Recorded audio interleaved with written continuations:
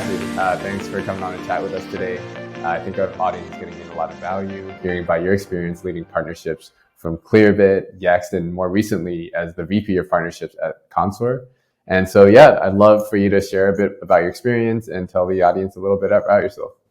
Yeah, happily. And thank you so much for having me, Brian. I'm really excited to be here. The kind of brief history is like many of my peers, I sort of stumbled into partnerships without necessarily meaning to, but I feel so lucky to be here. I actually joined Yext in a CSM role. And as I was coming on board, I was sort of deciding between, did I want to be a CSM on their enterprise team or on this reseller partner team that was a little bit newer, whereas the enterprise function was really well built out, and the partner side was not. So I gravitated toward that.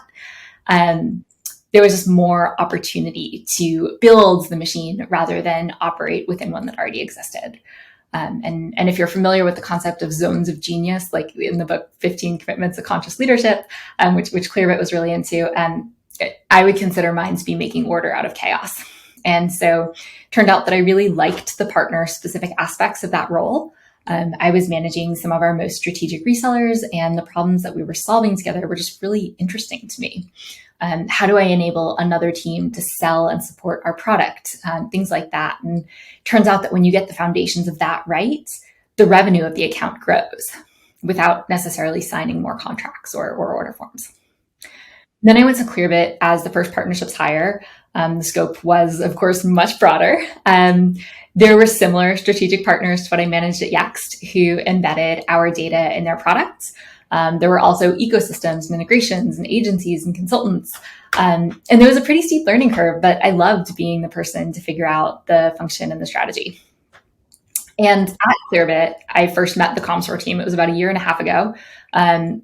And there was a partnership between Commsor and Clearbit that I was on the Clearbit side of. I got to work directly with Mac Redden, the Commsor CEO, on structuring that and making it successful. And I've just sort of always been a fan of the Commsor team and just found the community space to be so interesting. I was a team of one for most of my time at Clearbit, and I learned the power of community firsthand with communities like Partnership Leaders and the CSA and the SaaS Ecosystem Alliance. That's how I could shoulder tap people and ask my peers to work through challenges of partnerships with me. So I saw the value in the space. I was especially interested in the opportunity, not just to figure out the partnership strategy at a company that I really respected and admired, but also to work toward defining what does partnerships mean and look like in the community space. And it's been so much fun so far. There's so much to do and so much opportunity, and I'm just really pumped and feel really lucky to be on this ride. Yeah, that's really exciting. I mean, I think, in the marketing realm, everyone's been talking about the importance of community. It's the next big thing for us, right? People want to connect with others. They don't want to just look at your website and talk to sales. They want to be a part of something bigger and also connect with peers, like you said.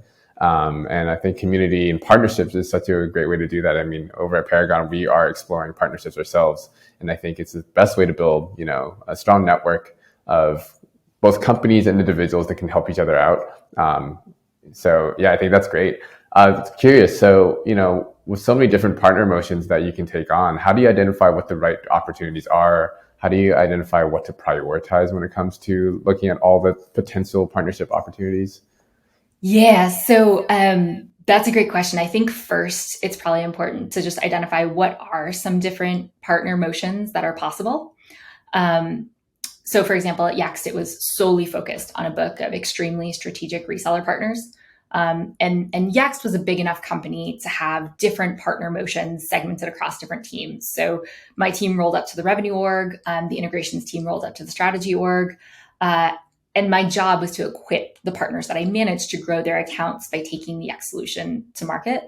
And then at Clearbit, partnerships was kind of everything that wasn't normal customer revenue. So this is agencies, this is growth consultants, this is integrations, both third party, so built by the partner and built in-house by our team, embedded OEM, original equipment manufacturer. It just basically means when one partner sort of embeds in their product a piece of the other partner's solution. And then just like a whole lot of other kind of stuff. But so there are a lot of different partner types. There are referrals, there's co-selling, there's this OEM where, kind of like what I was working on at EX, you enable the team and then get out of the way. And so, as you're determining what the right motion is, like, that's kind of the $1 million question. But I think that it all starts with ICP overlap. Tools like Crossbeam are so valuable for identifying this. So if your ICP, your ideal customer profile, is a really close overlap, if the Venn diagram kind of sits on top of itself, you probably want to explore more of a co-selling motion. How can you integrate to support mutual customers? Is this something your customers are even asking for and want and find value from? How can you educate the market on a better together story? How can you enable each other's sales teams to co-sell together? How can you enable the success and support teams to activate the integration? I've never heard of a customer experience where more integrations enabled did not directly translate to better retention. So the success piece is really key. Whereas if the ICP Venn diagram has less overlap, then it could be worth exploring that embedded or OEM model. I think one of the biggest risks to that model is cannibalization or channel conflict. And so it's really important to be proactively thinking about how to minimize that. For example, if you're selling to enterprise and the partner sells to SMBs, if they embed your product in theirs, you have the opportunity to increase your revenue and tap into this new market, and seed the idea with those SMBs that as they grow, your solution could be incredibly beneficial for them because they're already exposed to it. And then that also can work if there's a really different use case.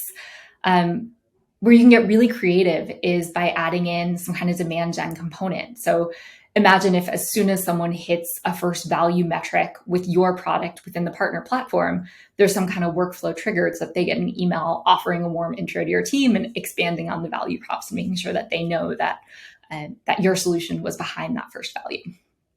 I think at the end of the day, there are a lot of ways to structure a partnership. And it's really easy to think about what's best for you. It's really easy to think about what's best for your partner because they're going to be there advocating for that. But I would argue that the true North Star needs to be focusing on what is most impactful for the end customer experience, and really nailing all three of those things. Mm-hmm. Yeah, I want to dig into that a little more because, I mean, one of the things that come to mind when I think about partnerships, there's always a bit of, one company's a little further along, one company's, maybe earlier stage, right? And so when you think about, let's say, the HubSpots of the world, people are very willing to be a third party. They're willing to put in the work to build the integration to be a partner with HubSpot. They'll even go through an application process, right? And then on the flip side, HubSpot might be reaching out to more enterprise customers or enterprise partners to say, can we build a partnership here? How do you think about the incentives and aligning incentives to get, to build these fruitful partnerships? Yeah, I think when it boils down, it's usually the smaller company builds. But I really think it's like whoever has the most to gain. Like when you look at a startup and HubSpot, I mean, of course, the startup is going to be the one to build. Like a much higher percentage of the startup's customers are going to be asking for the ability to interoperate with HubSpot than the percentage of HubSpot's customers. But if those roles were ever reversed, it's really just who stands to gain the most value that's going to do the work. But value isn't always guaranteed. And sometimes that can be a little bit more theoretical. And so I think that there's also the case to be made for doing the work together. Especially the early stage startups that don't have a ton of data to base it on. If it's two relatively early stage companies, that could be an equally shared workload where whether it's one doing the marketing lift and one doing the builds, if it's both working together on the builds. But ultimately, I think your involvement is going to be proportionate to the value that you derive. Mm-hmm. And so what are some of the challenges you faced, when trying to, I guess, quantify the value that you would be providing in the partnership, when trying to approach partners or when they come to you? What are some of those challenges? Yeah, and your team probably sees this too, but partnerships is the long game. And so it can be really hard to say, I need these resources or this budget now for something that may not pay off until a year from now. To go back to your HubSpot example, HubSpot, I think, does an absolutely brilliant job with their ecosystem, right? They're pretty much the industry standard, I would say. And so to one extent, they're incredibly easy to work with. And I absolutely adore everyone at HubSpot that I've worked with. But that said, like, to get the attention of a bigger sales team, to be able to have really, really productive interactions there is going to take a lot of work. And this is not, I used HubSpot as an example, but this is really true for anyone. If you're trying to break into a much bigger org, like there's just a lot more to navigate. And even like, if you know and you can see that there's going to be value there, it could take a really long time to realize. So choosing to spend a lot of your time, which like is probably the number one most precious resource that you have, going after something that's not going to pay off for a long time can be a little bit disheartening. And it can also be really hard to communicate to the rest of your team the value of why you're focusing there. And I guess that comes back to the challenge of prioritization, right?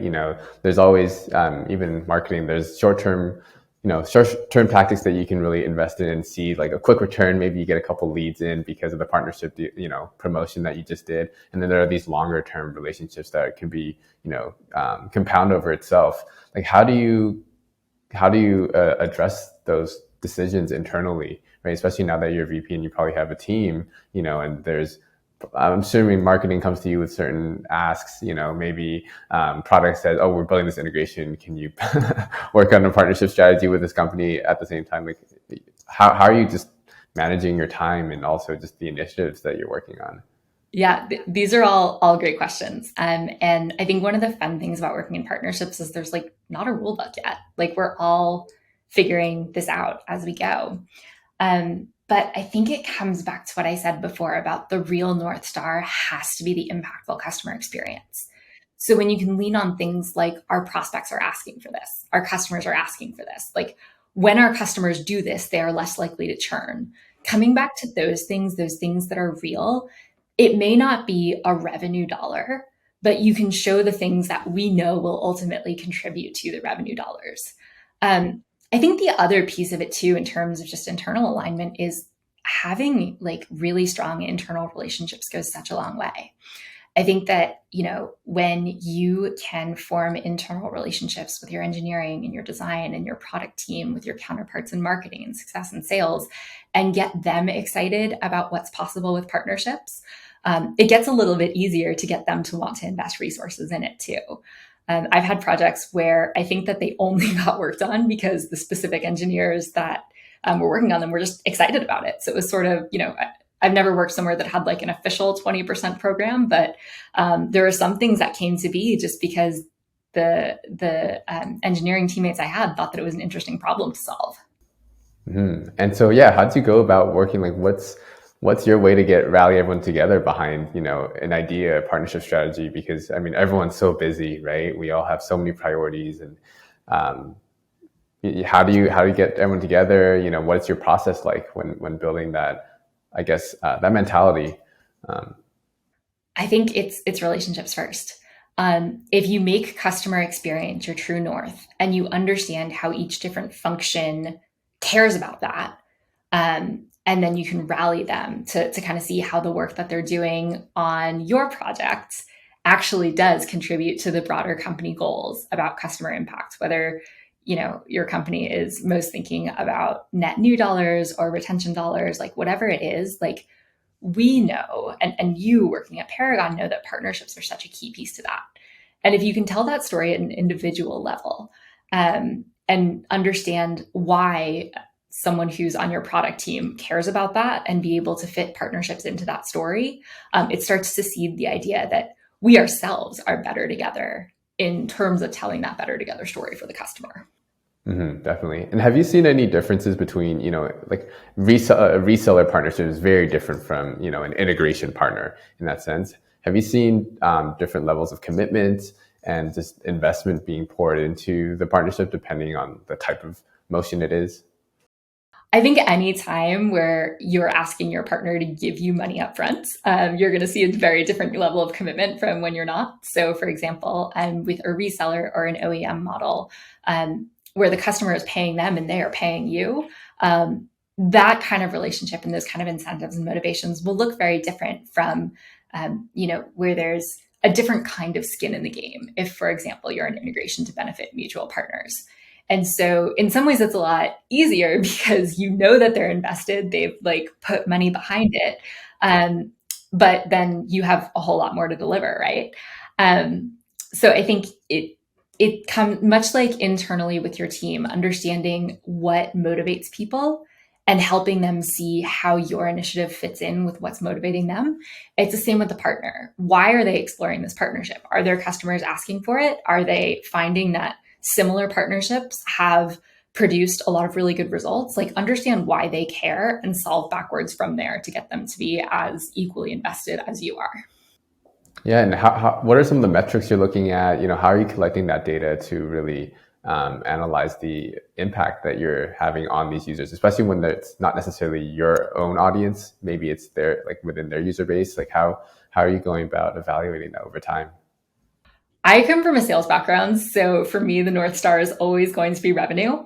I think that there are other KPIs that play in. Are customers actually using these integrations? If we're working with an agency, how many customer at-bats are they bringing us? Or is that customer sticking around longer, doing more interesting things, or being more willing to be a subject of a case study because of that?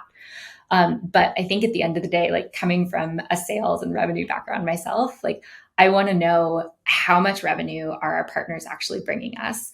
How much revenue are they influencing, even if they didn't necessarily source it? And that's kind of, I mean, at the end of the day, that really is probably like the thing that I'm going to care about the most. But again, that's the long game. In the short game, like when you're just starting a partnerships function, that data may not be available. Right. And I guess more tactically around integrations, because that's kind of the space that Paragon is in. I see a lot of companies that they don't actually tap into the potential of partnerships when it comes to integrations. They just build it, and it's there to serve an immediate need from a customer. What advice would you give companies who are kind of in that, oh, we just need to get these integrations out because it's blocking our pipeline, whereas there's so much more opportunity to both promote and get into a partnership relationship with these integration parties? Hire a partnerships person. No, but seriously, I think, if you are someone who's actually building the integration, like, hopefully you were hired because you are excellent at building an integration, and like, you shouldn't have to also be great at understanding how to promote or how to evangelize or how to increase adoption. Hopefully you're just building an integration that is intuitive and easy, and hopefully from some sort of rubric where customers or prospects were asking for it.